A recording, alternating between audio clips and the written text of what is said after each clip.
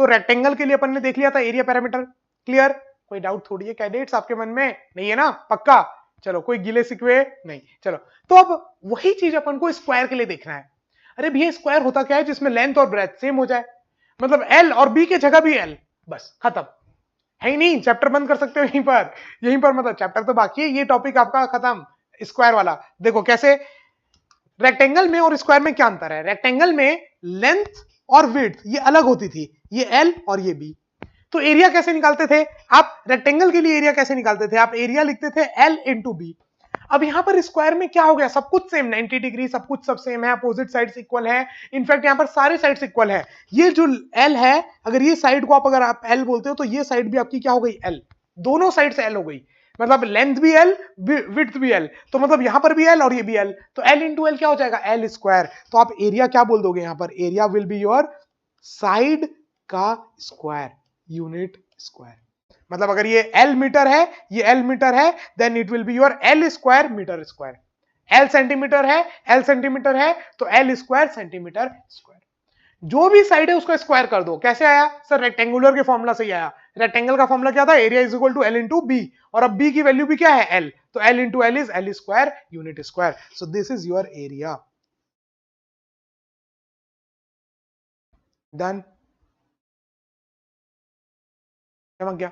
चलो अब perimeter, perimeter भी सेम वही फॉर्मूला। रेक्टेंगल के लिए फॉर्मूला क्या था पेरीमीटर का? पेरीमीटर का फॉर्मूला था 2 टाइम्स एल प्लस बी। अब यहां पर देखो एल और बी दोनों सेम हो गए, L plus L, L plus L is 2l। अब 2l into 2 is 4।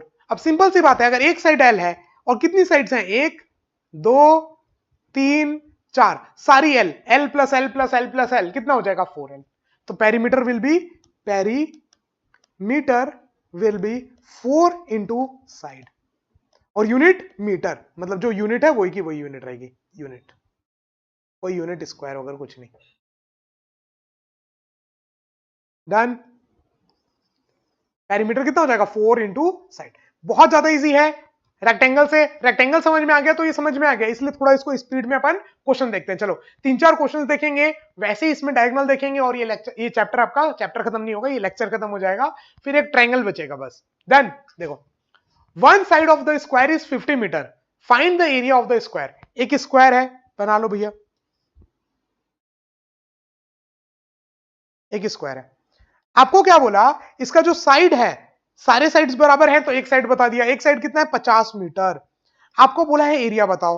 Sir area का फॉर्मूला क्या है? अगेन क्वेश्चन जैसे ही मीनियन को देखोगे तुरंत स्पेस बार में हाथ जाना चाहिए, स्क्रीन को पॉज करो, अटेम्प्ट करो खुद से, इतने सिंपल है भैया, आंसर तो आ जाएगा। चलो, तो area is your L square, what is side? 50, तो 50 into 50, 5 5 25, 0 0, 2500, 2500, D is the correct answer. Yahoo! चाहे कोई मुझे जंगली कहे, ओहो जंगली में गलत हुई है देखो, ओहो ना ना जंगली मत बोलो, हाँ आंसर याहू। ठीक है, तो क्या किया? एल का स्क्वायर, अगर साइड दिया है एरिया निकालने के लिए उसका स्क्वायर कर दो, that will be the answer. आप बोलोगे सर क्या क्या नहीं कर दिया अपन, इतना अच्छा अच्छा क्वेश्चन, इतना टफ टफ क्वेश्चन, अब ये क्या लल्लू सा क्वेश्चन है। चलो next, what should be the side of the square field if area of the field is 6400? Area दिया हुआ है, एरिया कितना है? 6400। आपको बोला है साइड कितनी होगी, तो साइड का स्क्वायर ही तो एरिया होता है, तो side is going to be equal to under root 6400। तो देखो इसको कैसे लिख सकते हो? 64 इंटू 100, 100 का अंडर रूट 10, 64 का अंडर रूट 8, 8 8 64। मैंने बोला ना ये सारी वैल्यूज तो याद रखना। 2 का स्क्वायर 4, 4 3 का स्क्वायर 9, 4 4 जा 16, 5 5 जा 25, 6 6 जा 36, 7 7 जा 49, 8 8 जा 64, 9 9 जा 81, 10 10 जा 100। ये वैल्यूज तो एकदम याद रखना कि कहीं पर भी दिखे तो इनका अंडर रूट आपको कहीं करना ना पड़े। ठीक है, तो 64 का अंडर रूट 8, 81 का अंडर रूट 9, 49 का अंडर रूट 7। तो ये वैल्यूज तो एकदम अच्छे से याद रखना। तो 64 का अंडर रूट इज 8, 8 10 जा 80, तो answer is your 80, L is your 80। चमक गया?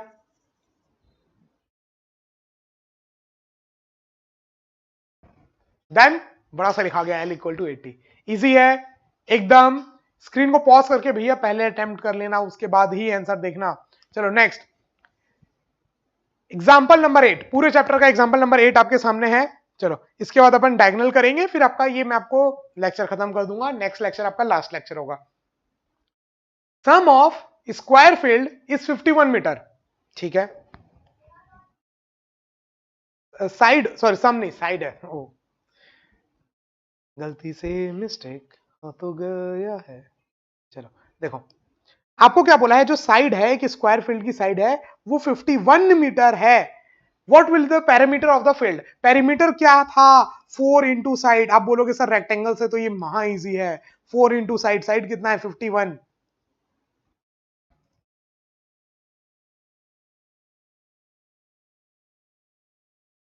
4 इंटू 51, 4 इंटू 51 कितना आ जाएगा? आप बोलोगे sir perimeter is going to be equal to 4 1 जा 4 5 4 जा 20, 204। सर 204 कहीं ऑप्शन होना चाहिए सर, है बिल्कुल।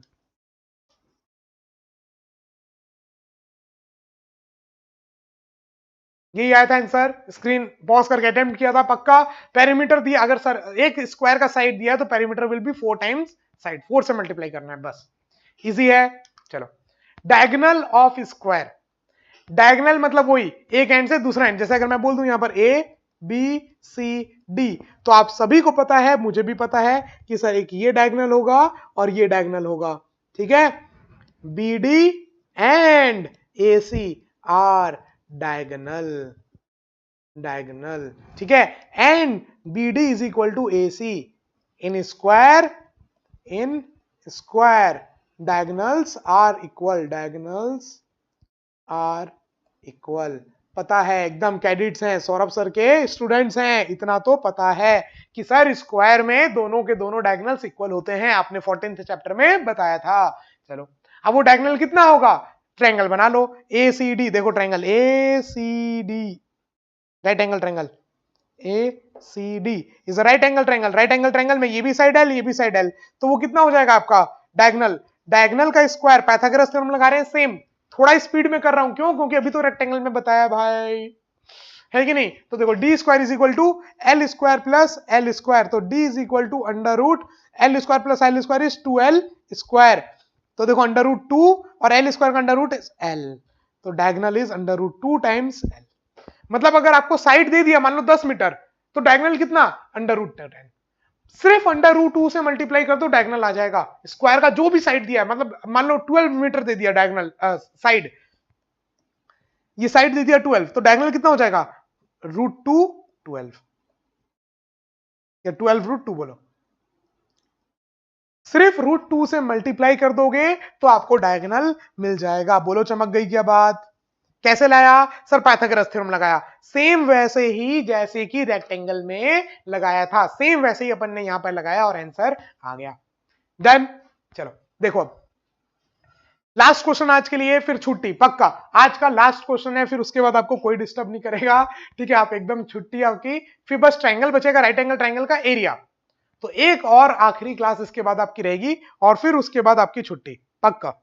चलो स्क्रीन को पॉज करके अटेम्प्ट कर लो। कर लिया आपने मालिक? चलो तो square, side of square field is 20 metre. ठीक है, side of square field is 20 metre, 20 metre की साइड है। Find the diagonal. Sir diagonal कितना है? अंडर रूट 2 टाइम्स मल्टीप्लाई कर दो, तो 20 रूट 2। सर अंडर रूट 2 से मल्टीप्लाई करना है और कुछ है ही नहीं। डायगोनल, डायगोनल कलर चेंज कर लेते हैं, diagonal is equal to under root 2 times the side. Side कितना दिया हुआ है? 20, तो root 2 into 20, root 2 into root 2 into 20, तो answer is 20 root 2 metre. Answer is, ओहो चमक गया।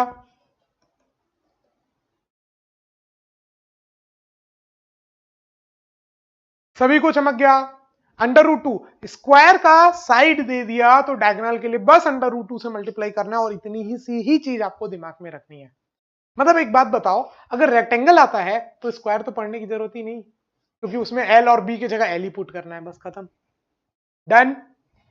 पक्का? चलो, तो इस लेक्चर को अपन आज यहीं पर एंड करते हैं। नेक्स्ट लेक्चर में अपन ट्रायंगल, राइट एंगल ट्रायंगल देखेंगे। तो तब तक के लिए हंसते रहो, मुस्कुराते रहो और देखते रहो सौरभ सर की क्लास। जय हिंद, बाय बाय, टेक केयर।